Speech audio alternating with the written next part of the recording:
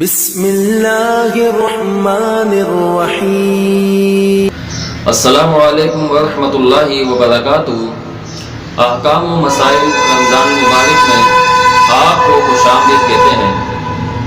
امید ہے کہ آپ صحت و ایمان کی اچھی اور مضبوط حالت میں ہوں گے۔ دعا ہے اللہ رب العالمین آپ تمام احباب کو ایسے ہی ہنستا مسکراتا رکھے۔ نماز تراویح یہ وہ عبادت ہے جو رمضان کے ساتھ خاص ہے۔ ویسے اس نماز کو قیام اللیل بھی کہا جاتا ہے، رات کی نماز تہجد بھی کہا جاتا ہے، لیکن نماز تراویح اس کا اللہ رب العالمین نے خاص درجہ رکھا ہوا ہے جو عام دنوں میں بھی بندہ حاصل کر سکتا ہے، لیکن جو رمضان میں تراویح کا اہتمام کرتا ہے اس کے بارے میں سیدنا ابو ہریرہ رضی اللہ تعالیٰ عنہ روایت ملتی ہے ترمذی کے اندر، فرماتے ہیں کہ رسول اللہ صلی اللہ علیہ وسلم نے فرمایا من قام رمضان ایمانا و احتسابا غفر له ما تقدم من ذنبی، کہ جس بندے نے قیام اللیل یعنی نماز تراویح کا اہتمام کیا، جماعت کا اہتمام کیا، ایمان کی حالت میں، احتساب کی حالت میں، غفر له ما تقدم من ذنبی، فرمایا کہ اس کے اللہ رب العالمین تمام سابقہ گناہوں کو، پچھلے گناہوں کو اللہ رب العالمین معاف فرما دیتے ہیں۔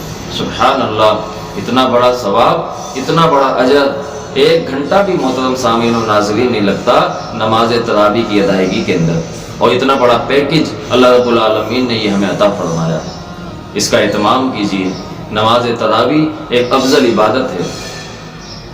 یہ نبی علیہ الصلوۃ والسلام نے شروع دنوں میں 3 دن آپ علیہ الصلوۃ والسلام نے جماعت کے ساتھ ادا کروائی۔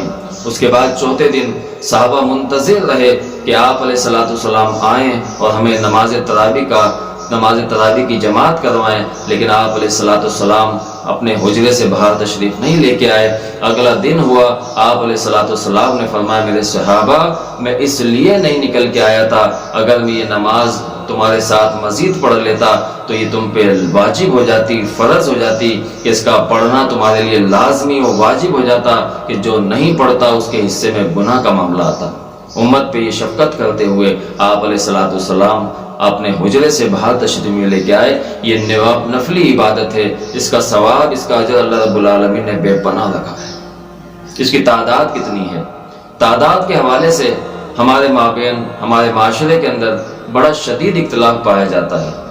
بعض حضرات کہتے ہیں کہ 20 رکعت ادا کرنی چاہیے، اور بعض حضرات کہتے ہیں کہ نہیں 11 رکعت ادا کرنی چاہیے۔ آیا کہ ان دونوں میں سے مسئلہ کون سا صحیح ہے؟ آئیے گھر کی گواہی لیتے ہیں۔ گھر کی گواہی کا مطلب یہ ہے کہ سیدہ عائشہ رضی اللہ تعالیٰ عنہ، بخاری کے اندر یہ روایت موجود ہے، فرماتی ہے ما کان النبی صلی اللہ علیہ وسلم یزید فی رمضان ولا فی غیری علی 11 رکعہ، کہ آپ علیہ الصلوۃ والسلام چاہے رمضان ہو یا رمضان کے علاوہ، آپ علیہ الصلوۃ والسلام نے 11 رکعت سے زیادہ نماز ادا نہیں کی۔ یہ اس سوال کے جواب میں تھا کہ ایک شخص آپ رضی اللہ تعالیٰ عنہ کے پاس نبی علیہ الصلوۃ والسلام کی رات کی نماز کے متعلق پوچھتا ہے کہ امی جان آپ علیہ الصلوۃ والسلام کی رات کی عبادت کی کیفیت کیا تھی، اس کی تعداد کیا تھی؟ امی جان سیدہ عائشہ رضی اللہ تعالیٰ عنہ، میری آپ کی ماں، تمام مومنوں کی ماں، فرماتی ہیں اتنا فقہانہ جواب دیا کہ اس کے اندر تمام چیزیں آ گئیں۔ فرمایا کہ آپ علیہ الصلوۃ والسلام چاہے رمضان ہو یا رمضان کے علاوہ ہوں، آپ علیہ الصلوۃ والسلام نے 11 رکعت سے زیادہ ادا نہیں کی ہے۔ یہ جو کہا جاتا ہے کہ جناب عمر رضی اللہ تعالیٰ عنہ نے 20 رکعت نماز تراویح پڑھوائی، یہ سب جو ہے من گھڑت ہے، جھوٹی باتیں ہیں، بلکہ جناب عمر رضی اللہ تعالیٰ عنہ 20 رکعت کی بجائے 11 رکعت تراویح ادا کرتے تھے، اور اسی بات کا حکم سیدنا ابی بن کعب رضی اللہ تعالیٰ عنہ اور تمیم داری رضی اللہ تعالیٰ عنہ کو دیا۔ ان دونوں صاحبوں کو، ان دونوں شخصوں کو، ان دونوں صحابہ کو آپ نے حکم دیا کہ وہ لوگوں کی امامت کروائیں، ان یقوم للناس فی رمضان ب11 رکعہ، کہ وہ لوگوں کی امامت کروائیں۔ اور کتنی رکعت؟ فرمایا 11 رکعت، کہ ان کو 11 رکعت پڑھائی جائیں، اور یہ روایت موطا امام مالک کے اندر موجود ہے، اور یہ صحیح ترین روایت ہے۔ جتنی بھی روایات 20 رکعت کے حوالے سے بیان کی جاتی ہیں وہ تمام کی تمام معزز سامعین و ناظرین ضعیف ہیں، کمزور ہیں، کوئی سکہ کوئی صحیح روایت جو ہے وہ نہیں ہے۔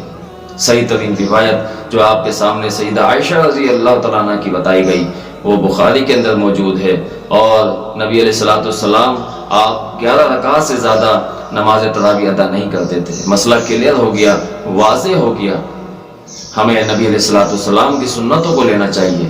اسی بات کا حکم اللہ رب العالمین نے قرآن میں دیا، فرمایا یا ایھا الذین آمنوا اطیعوا اللہ واطیعوا الرسول ولا تبطلوا اعمالکم، اے ایمان والو اللہ اس کے رسول کی اطاعت کرو اور اپنے اعمالوں کو ضائع ہونے سے بچا لو۔